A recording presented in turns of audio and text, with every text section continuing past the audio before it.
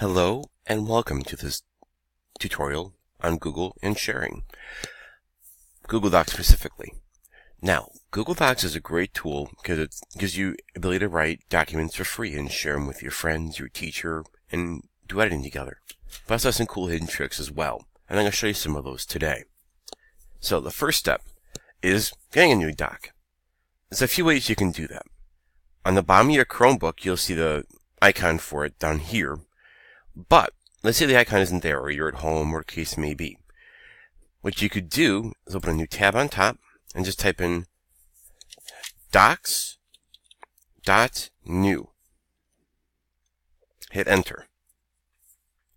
And there's one right there for you, real easy. That's a fairly new trick, actually. Another one, too, is if you go to your drive, and you just click on new, and pick your doc type you'd like. But we'll stick with one we just made right here. Now, the first step in making any Google Doc is naming it.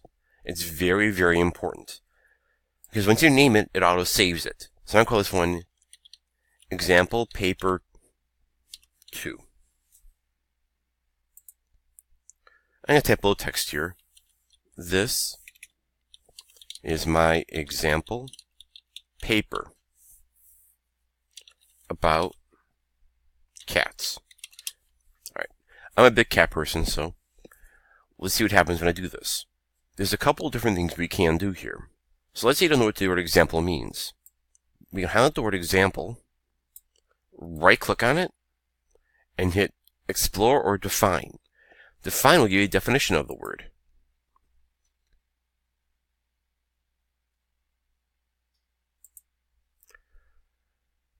Now, let's say I want to look at the word cats here.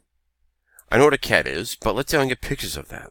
I can right-click on it, go to Explore Cats, go to Images, and let's say I pick this image here, because this is a cute little image of a kitten. And there we go. We added the kitten to our page. Very simple. Now, let's say we want to add something else to this page, a little something fun. Well, you also can insert emojis onto Google Docs now. So if you go to Insert, go to Special Characters, change Symbol to Emoji. And here you can see a bunch of emojis that are here. And you have different categories of them as well. Animals, plants, and food, so on and so forth. So let's see if I can find a cat emoji in here somewhere. Here's one. And then I'll just close it off, and there they are. So let's say I'm done with this paper here, and I want to share it with my teacher or my classmate. Click on Share. I'll take this window here.